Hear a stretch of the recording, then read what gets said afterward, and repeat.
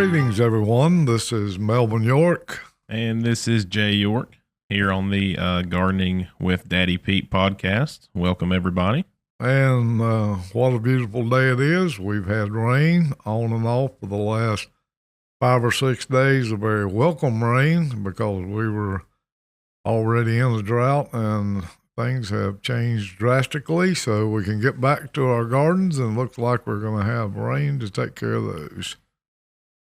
Today, what Jay and I are going to do is we're going to give you gardening tips for the month of June. This will be planting tips, some of the other things you can do. And if you'll look on our webpage, which if you're following along with us now on video, you can see this now. We've got the Daddy Pete page up, your Daddy Pete webpage, which is daddypetes.com. And if you'll scroll on down, and you'll find some different things, our mixes, but you'll come to a portion of the webpage that says From the Garden to the Kitchen. So the ladies here have got some great recipes to use all that stuff that you're growing, and it's fresh and ready to go, and you can take it straight out of the garden and use it. But if you'll scroll on down, you're going to see a little place there that says Join Our Newsletter. When you join that newsletter, you get the monthly garden tips. You also get that from the kitchen, from the table, from the garden to the table, recipes, hints, and all like that. So make sure that you do that. And we're all and it's a good condensed version of what we talk about here on the podcast. So definitely sign up for that newsletter. Like I said, we don't sell your information or anything like that. It's just so we can get this information out to you and stay current on what we've got going on here at Daddy Pete's. And so, like I said, Dad, you had mentioned earlier, if you're following along on video, which that would be on YouTube, but also on our website, there's a link to Podbean, wherever you're listening to us today, Spotify, Apple Music, Podbean, whichever platform you prefer for your podcasts. Leave us a comment, leave us some questions, any kind of engagement definitely sure does help us. So we appreciate you guys listening along with us here as we getting into this today. Yeah, and if you do, go ahead and hit that subscribe button and like button. That helps us along to know if we're doing a good job for you or not.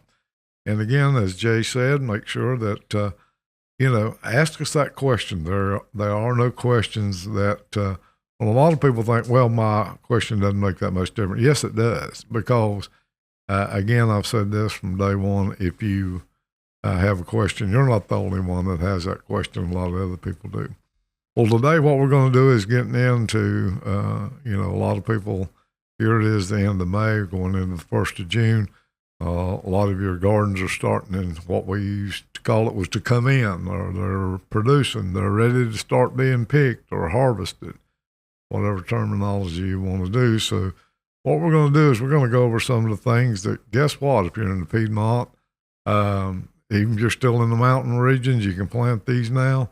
If you're in the coastal area, again, if you're lucky enough to be in the foothills, Piedmont area of North Carolina, maybe even your state, if you're in South Carolina or Virginia, you get to what I call double crop, or continue to keep planting vegetables and all the way through until frost. And then we're going to mention too, it's time to get ready to start getting things gathered up for your fall gardens. So we're just now getting started on the spring, summer garden, but now it's already getting ready to, like a friend of mine says, get ready to plant the fall garden. So, we always got to keep ahead and look ahead, and we always keep fresh vegetables to eat that way.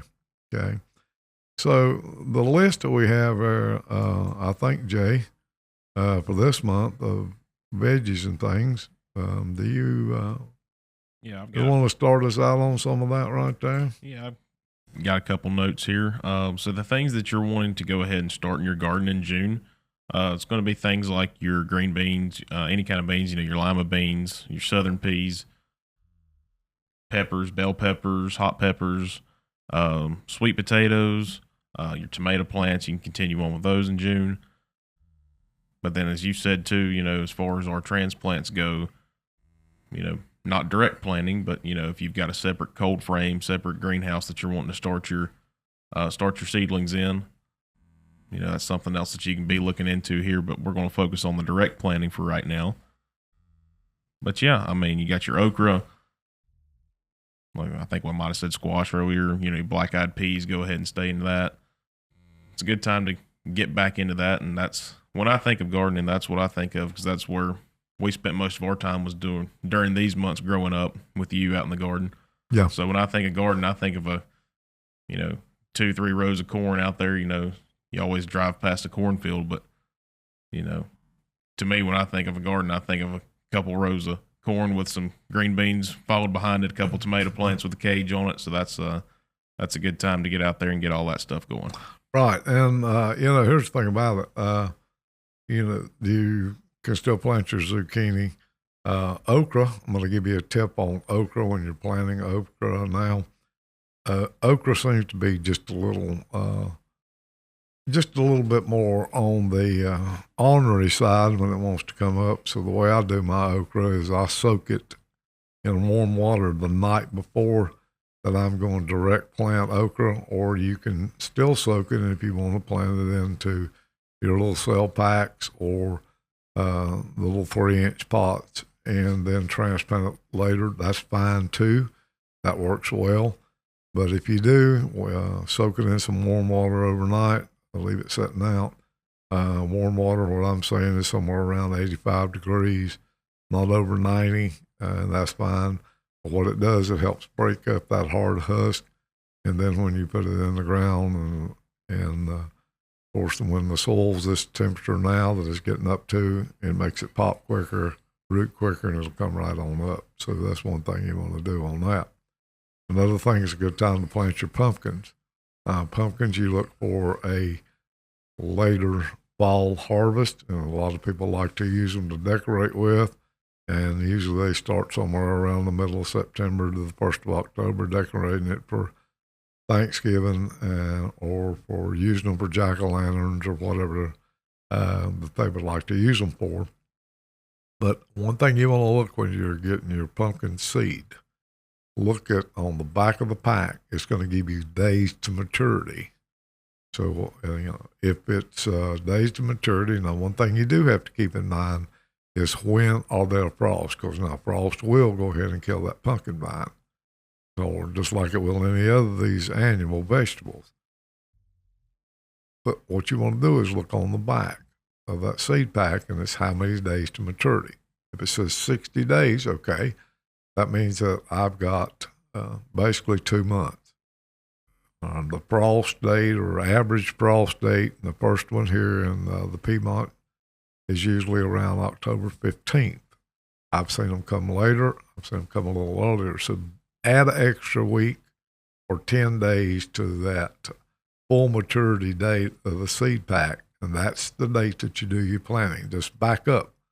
If it says 60 days, back up 70, 75 days and plant, you should be good. Or you can back on up a little farther, depending on where you want to do it. But pumpkins is something that will keep, especially when they mature in the cooler months, and they'll keep better that way instead of, those coming fully mature at the middle of August, and then you've got to keep them during the hot months and another place for them. Yeah. So. I had somebody ask me earlier, kind of staying along with our summer planting there. When's a good time, like if they're wanting to try out planting peanuts, when's a good time to do that, Dan? I mean, as far as peanut planting, it's not something you commonly see here in everybody's kind of row gardens around here. But if somebody's kind of wanting to do that as a hobby, what would you recommend as far as a time to plant those? Planting peanuts, you can do that now. That would be a good time. You want a little bit more of a sandy soil for peanuts. Yeah. You also want to hill up, or what to say, make it in rows and hill up your rows, or plant it into containers. Even in a raised bed's fine. You don't have to hill up that way. Add a little bit more sand to your mix. Peanuts like that. Also, what I do for seed is I usually go to somewhere like the local produce stand, a lot of these guys run on them, this independents. And I look for the Spanish peanuts. That's the small red peanuts. They'll have 3 to 4 to the hull, sometimes 5. Shell out those that are the longer peanuts. Plant one in the ground about every 12 to 14 inches apart, and then it shouldn't be long. When the peanuts are done, you want to make sure that those peanuts are up and out of the ground before frost, just like if you're doing sweet potatoes. Sweet potatoes, when you plant those, and we'll do a thing on that. But even if the sweet potatoes are in the ground, you want to make sure that those vines come off or pulled and out of the way before frost hits them. That way it doesn't, when the leaves are dying, you're not generating it into the potato itself. So it's just a couple things there. I know when we were a kid, we grew our own popcorn, and that's something in the corns right now. You can plant your own popcorn. I have one pack somebody got me for Christmas. I've got, I think it's like 16 different varieties of popcorn, different colors, which excites me.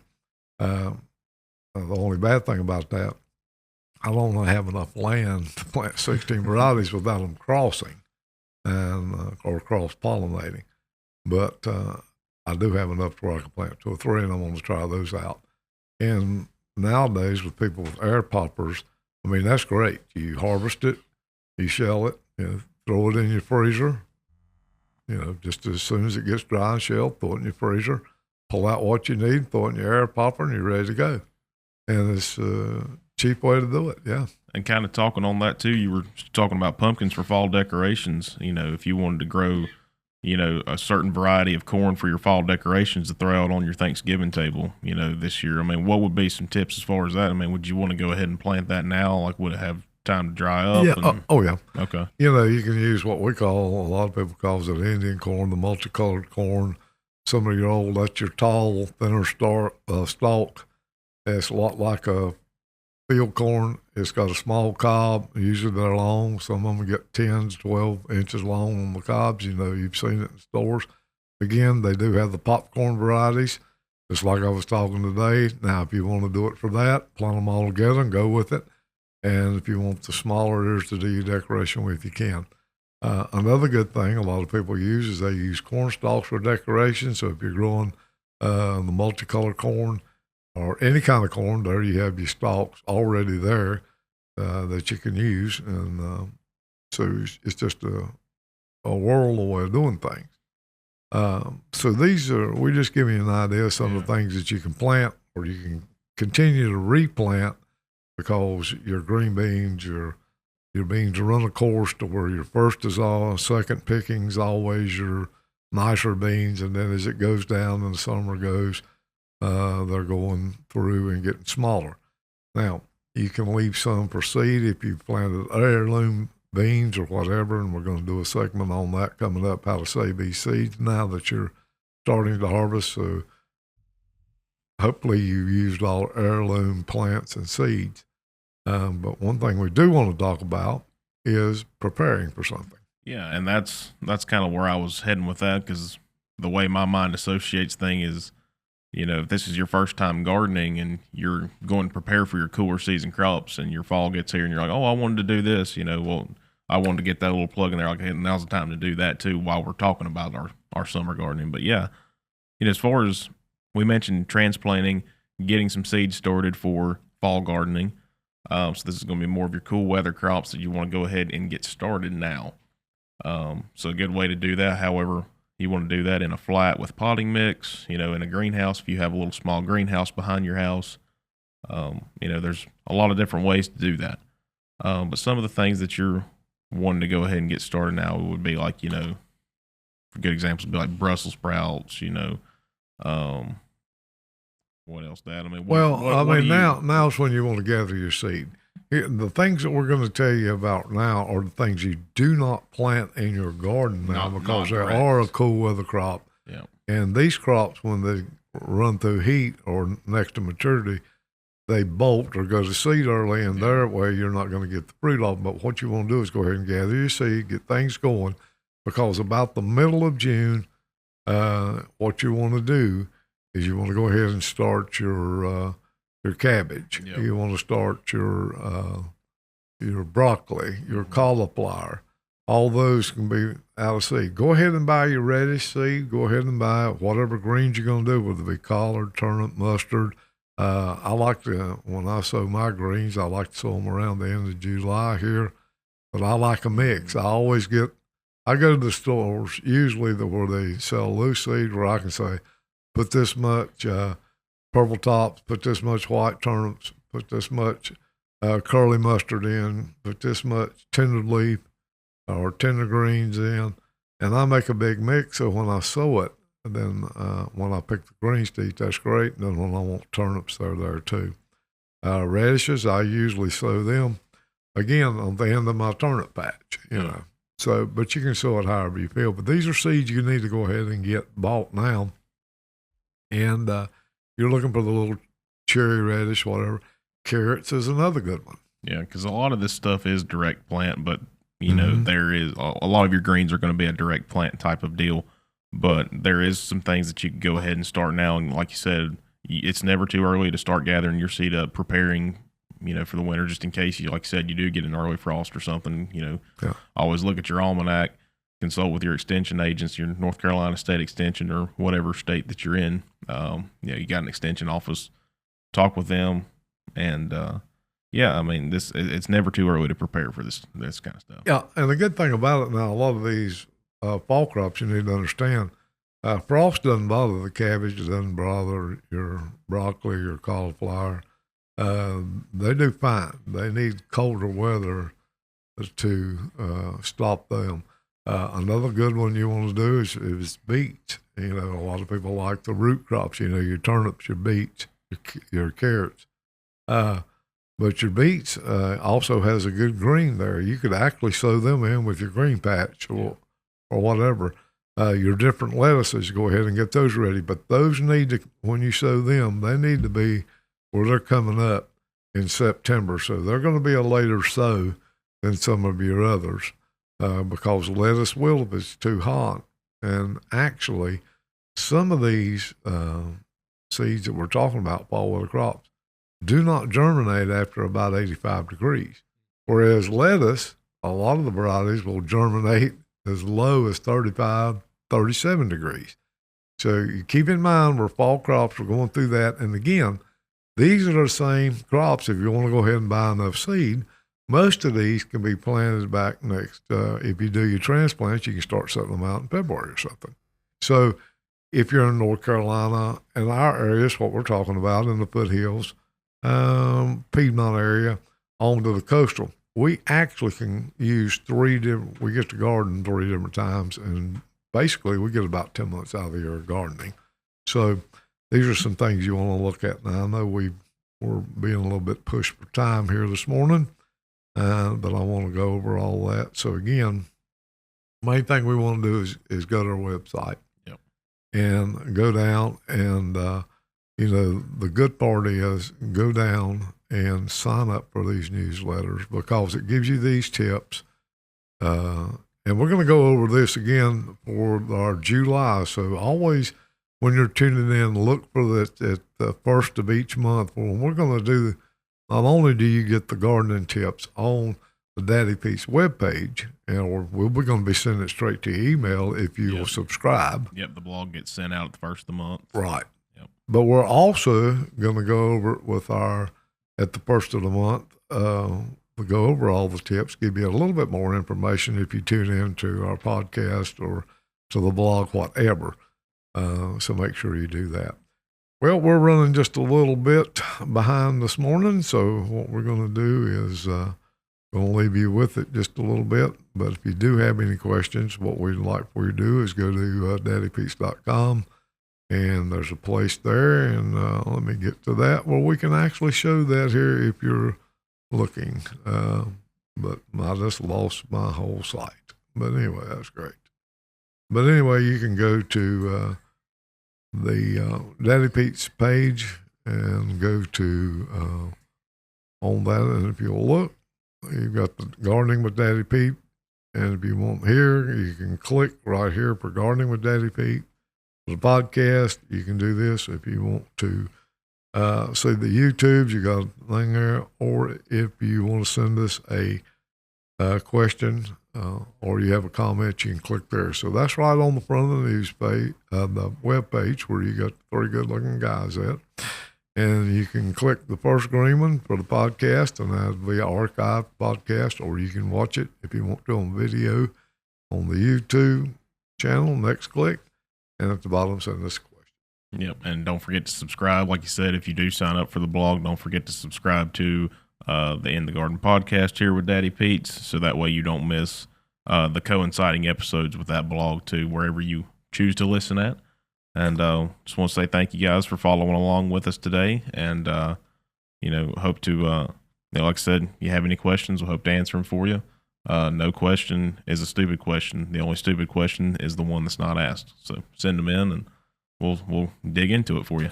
And while you're on our webpage, go ahead and look at our different products that we have. We've got a product for any kind of horticultural need that you're doing, landscaping, where you're doing gardening, raised bed, pot gardening, row gardening, seed start, whatever it is, just look there. So we do want to thank you for tuning in. And until next week, I guess we'll see you in the garden.